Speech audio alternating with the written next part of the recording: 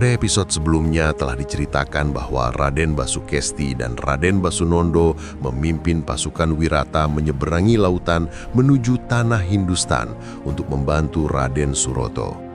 Dengan bantuan pasukan dari kerajaan Timpuru, mereka berhasil menggempur kerajaan Malawa dan menangkap sang pengkhianat, Prabu Pratono. Terungkap pula bahwa Prabu Pratono adalah dalang di balik kematian Prabu Oyo dan Dewi Hoyi melalui racun.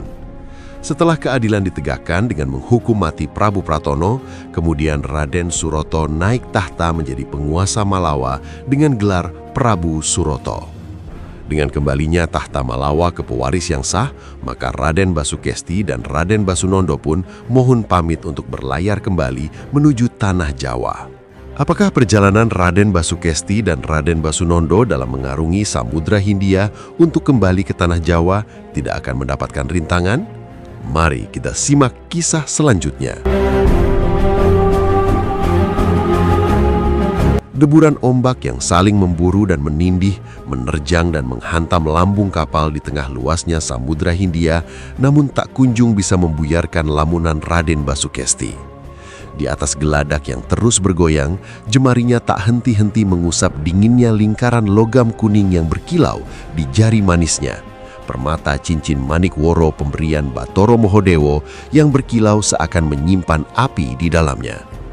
Pikirannya terus berkecamuk dengan hebat, membayangkan ramalan lama sang dewa bahwa siapapun pemilik cincin itu, dia ditakdirkan akan menurunkan raja-raja besar di tanah Jawa. Bagaimana mungkin ramalan itu bisa menjadi nyata? Gumam Raden Basukesti pelan yang nyaris tak terdengar di antara deru angin laut. Kakang Basumurti memerintah dengan bijak, dan ia sudah memiliki putra mahkota, Raden Basuseno sebagai ahli waris yang sah. Apakah aku harus melangkahi keponakanku sendiri? Keresahan itu mulai berubah menjadi ketakutan yang dingin mencengkeram hatinya. Raden Basukesti teringat wajah bengis Prabu Pratono di Malawa yang hancur karena ambisinya pada kekuasaan. Ia takut jika ramalan dari Batoro Mohodewo dengan perlahan-lahan akan mengubahnya menjadi pemberontak yang haus kekuasaan.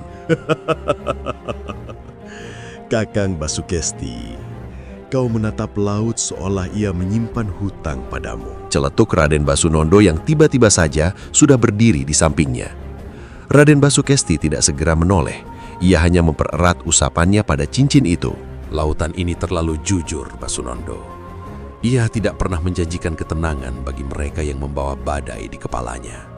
Kakang, Prabu Pratono sudah ditumbangkan. Kerajaan Malawa telah menjadi debu di kaki kita.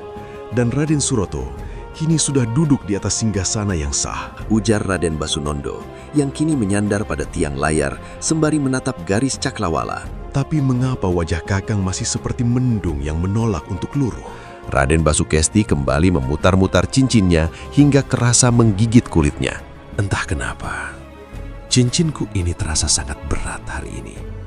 Seolah dia akan memakan jiwaku. Ujarnya dengan nada dingin. Pikiran dan hati Raden Basukesti terus diombang-ambingkan oleh keadaan yang sangat samar dan sangat mustahil untuk menjadi sebuah kenyataan. Sebuah ramalan dewa yang sungguh tidak masuk akal.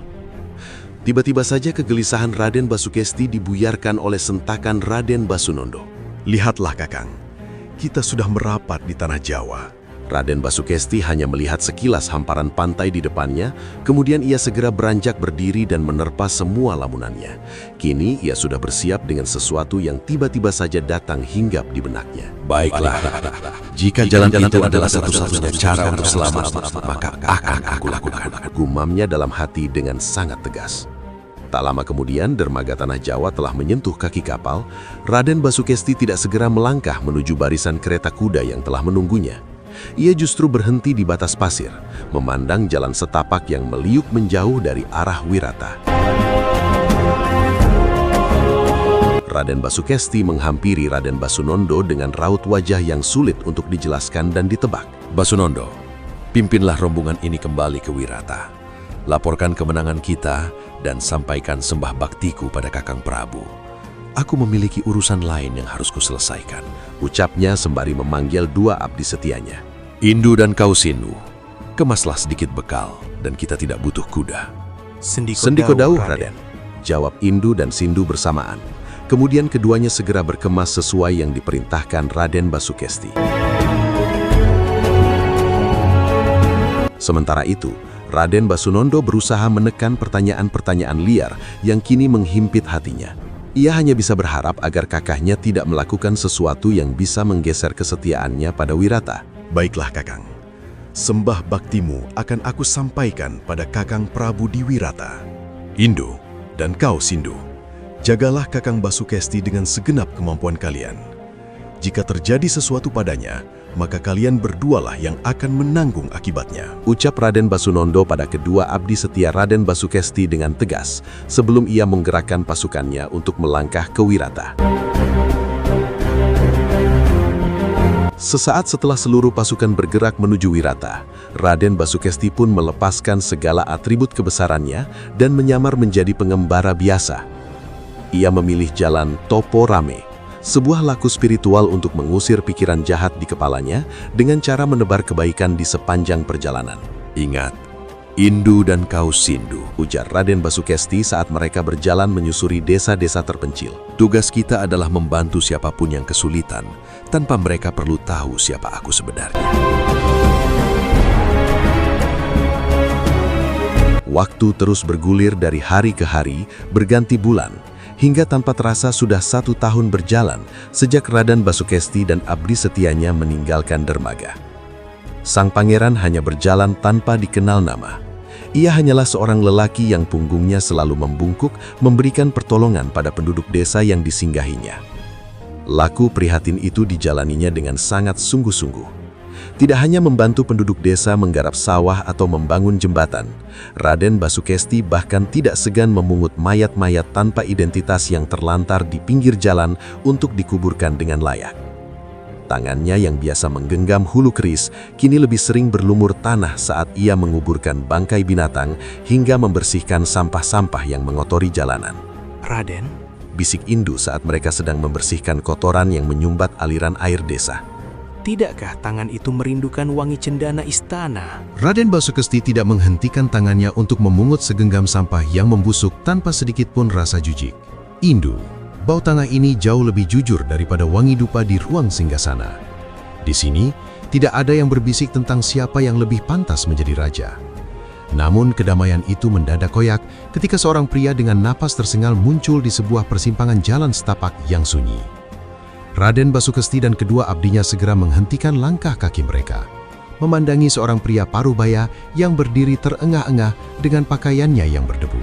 Paman Patih Jatikondo, Seru Raden Basukesti sesaat setelah matanya yakin akan apa yang dilihatnya. Patih Jatikondo yang berdiri mematung dengan wajah kusut menatap tak percaya pada sosok yang kini berdiri di hadapannya dengan berlumuran lumpur. Raden? Seketika itu juga Patih Jatikondo bersujud hingga debu jalanan menempel di keningnya. Seluruh penjuru mata angin telah hamba susuri demi menemukan sepotong kabar dari Anda. Raden Basukesti menyeka keringat dengan lengan bajunya yang kasar. Paman Patih, apakah Wirata begitu sepi tanpa satu orang pengembara? Lantas urusan mendesak apakah hingga membuat Kakang Prabu mengutus paman menyusuri mata angin?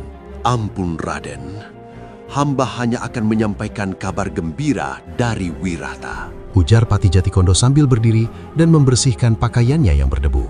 Prabu Basumurti tidak akan membiarkan fajar menyingsing untuk sebuah perhelatan tanpa kehadiran adindanya. Seru Patih Jatikondo dengan sorot mata yang berbinar. Pesta. Gumam Raden Basukesti dengan raut wajah yang keheranan. Paman Patih, pesta besar apakah yang akan berlangsung di Wirata hingga membuat Kakang Prabu bersusah payah mencariku? Lanjut Raden Basukesti yang masih belum bisa menyembunyikan keterheranannya. Ampun Raden, Prabu Basumurti hendak berbesan dengan Raden Basunondo. Pernikahan agung antara Raden Basuseno dengan Dewi Basundari akan segera dilangsungkan. Paduka Prabu tidak ingin upacara itu dimulai tanpa kehadiran Raden. Jelas Patih Jatikondo dengan penuh semangat. Mendengar penuturan dari Patih Jatikondo, Raden Basukesti terdiam beberapa saat lamanya.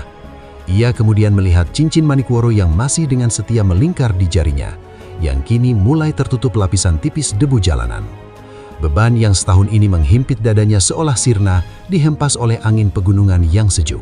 Jadi keponakanku sudah menemukan pelabuhannya. Ujar Raden Basukesti sambil tertawa kecil. Sebuah suara kebebasan yang terasa asing di telinganya sendiri. Benar, Raden. Kini mereka hanya menunggu kedatangan Raden untuk memberikan restu. Desak Patih Jatikondo. Baiklah, Paman Patih. Mari kita lihat apakah istana masih ingat cara menyambut seorang paman yang membawa bau lumpur ini. Ucap Raden Basukesti sembari melangkahkan kakinya meninggalkan kesunyian pengembaraan menuju kemegahan yang pernah ia takuti. Di jarinya, Manikworo berkilau samar, seolah tahu bahwa takdir baru saja mengintip dari balik pelaminan. Apakah kembalinya Raden Basukesti ke istana akan membawa kedamaian abadi? Ataukah penyatuan darah antara Raden Basuseno dengan Dewi Basundari justru akan memicu takdir baru yang pernah diramalkan oleh cincin Manikworo? Simak kelanjutan kisahnya hanya di Wayang Opo Maneh. Terima kasih telah bergabung dan sampai jumpa.